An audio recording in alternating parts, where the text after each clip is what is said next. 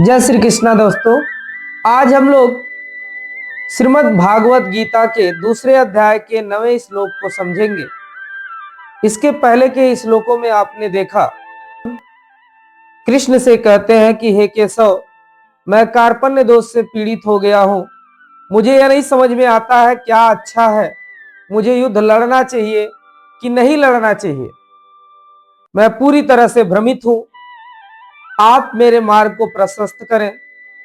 मैं आपका शिष्य हूं और पूर्ण रूप से आपके शरण में हूं। आपको जो अच्छा लगे वो करें, और आप मेरे गुरु हैं और मैं आपका शिष्य हूं। तो एक शिष्य के हैसियत से आप मेरे मार्ग को प्रशस्त करें। दोस्तों, यह बहुत जरूरी होता है जीवन में गुरु को बनाना। हमारी भारतीय संस्कृति तो ऐसी रही है कि बिना गुरु किए हम कन्यादान तक भी नहीं कर सकते। यानी हमारे भारतीय संस्कृति में, हमारे सनातन धर्म में बिना गुरु के हम कोई भी कार्य नहीं कर सकते। कोई भी शुभ कार्य करना हो तो गुरु से पहले हम गुरुमुख होते हैं। तो गुरु का होना बड़ा जरूरी है। और जिनके भी जीवन में गुरु आया उनका जीवन बदला। संतों ने यह भी कहा कि गुरु बिन भव निधि तरह ही न कोई, जो बिरंच शंकर सम हो। यानी शंकर भगवान के समान भी अगर आप हैं तो भी आपको गुरु करने की जरूरत है। और जिनके जीवन में गुरु आया उनका जीवन बदला।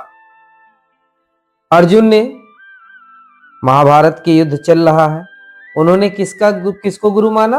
कन्हैया को। हनुमान जी के गुरु सूर्यदेव, विवेकानंद के गुरु रामकृष्ण परमहंस, चंद्रगुप्त मौर्य के गुरु चाणक्य, गौतम बुद्ध के गुरु आलार कलाम, शिवाजी महाराज के गुरु सामर्थ रामदास। इन सबका आप जीवन देखें किस तरह से बदला। और इसके पीछे केवल एक ही रीजन, गुरु। अगर आपके जीवन में भी अभी तक कोई गुरु नहीं है तो ऐसे गुरु की खोज करें जो आपकी जीवन रूपी नौका को पार करा दे और इस आत्मा को परम पिता परमात्मा से मिला दे। क्योंकि परमात्मा ही है जो सच चित्त और आनंद है। और जब हम आनंद के साथ जुड़ेंगे तो हमारे जीवन में भी आनंद होगा। तो इसलिए जिस तरह से एक मनोवैज्ञानिक तौर पे देखा जाए तो जो मनोचिकित्सक के रूप में गुरु रहे श्री कृष्ण अर्जुन, जो बिल्कुल एक तरह से विषाद में चले गए थे, जीवन में कुछ समझ में नहीं आ रहा था, ऐसे शिष्य को कन्हैया ने किस तरह से पार लगाया। तो अगर हमारे जीवन में भी गुरु नहीं है तो कृष्ण को अपने हृदय में बसाते हुए हम एक ऐसे गुरु की तलाश करें जो हमें इस परम पिता परमात्मा से जोड़ दे और जीवन में जितने भी भ्रम भुलेखे हैं उन सब से हमको पार करा दे। तो 9वां श्लोक की तरफ हम बढ़ते हैं। यह श्लोक संजय उवाच का है। आप सबको पता है कि महाभारत का जो युद्ध चल रहा है वो एक तरह से देखा जाए तो दो जगहों पे।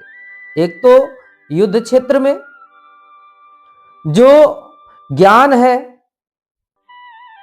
प्रभु अर्जुन को बता रहे हैं, और दूसरी तरफ धृतराष्ट्र को संजय, जिनको यह दिव्य दृष्टि प्राप्त है कि ये युद्ध का आंखों देखा हाल उनको बता सकते हैं, तो ये युद्ध क्षेत्र का हाल संजय धृतराष्ट्र को सुना रहे हैं। श्लोक, इसके पहले के श्लोक जो थे उपजाति छंद में थे, यह श्लोक जो है अनुष्ठुप छंद में है। श्लोक कुछ इस प्रकार है।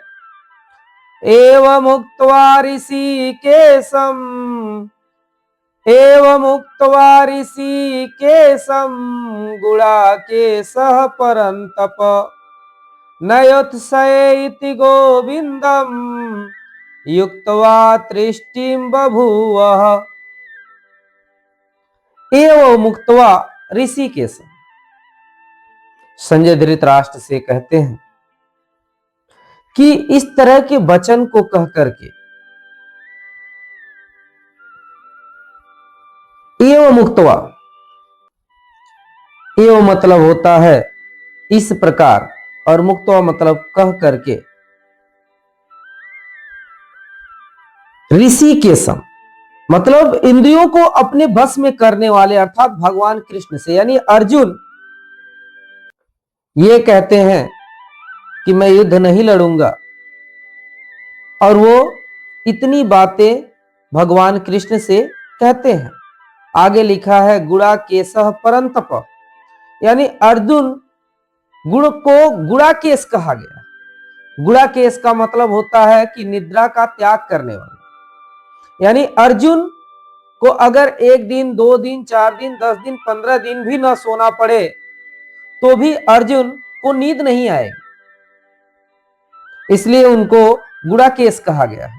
परंतप, शत्रुओं का पूर्ण रूप से दमन करने वाले, यानी अर्जुन को यह संज्ञा दी गई है कि वह शत्रुओं का पूर्ण रूप से दमन कर सकते हैं।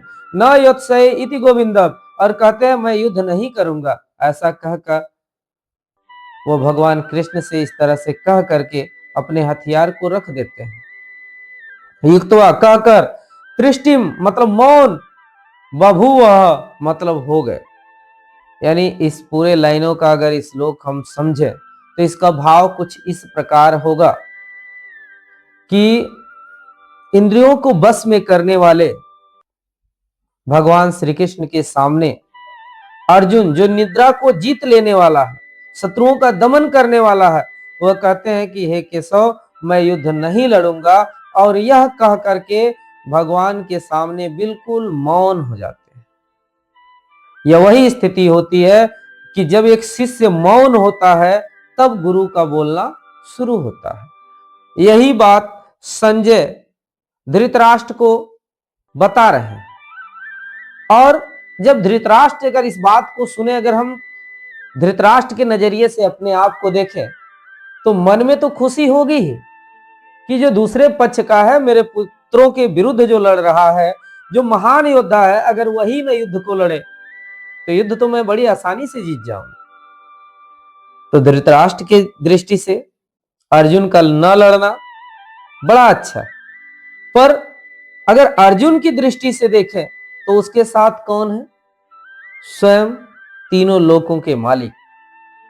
युद्ध उन्होंने न लड़ने की कसम खाई है कि मैं युद्ध नहीं लड़ूंगा, पर युद्ध न लड़ने से बड़ा होता है युद्ध के लिए रणनीति को तैयार करने वाला, किस तरह से लड़ना है।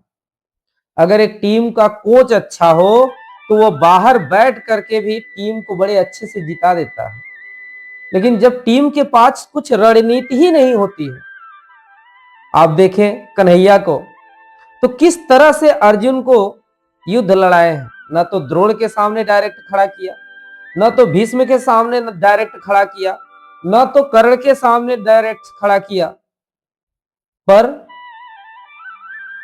जहां जरूरत थी अर्जुन को वहां खड़ा किया, पर इनके सामने डायरेक्ट नहीं खड़ा किया। तो ये एक अच्छी रणनीति का होना जरूरी है। हम किसी भी काम को करने जाएं तो एक रणनीति के तहत काम को करेंगे तो बड़े आसानी से हो जाए। और इसके लिए जरूरी क्या है? इसके लिए जरूरी है कि जो हमारे लिए रणनीति तैयार कर रहा है उसके सामने मौन होना। अगर हम उसके सामने मौन होंगे, उसको जैसे गुरु को हम ये वैल्यू देंगे और गुरु को हम सोचेंगे गुरु जैसा कहे वैसा हम करें, तो जीवन तो बदलेगा। जीवन का सब युद्ध तो जीतना तय है।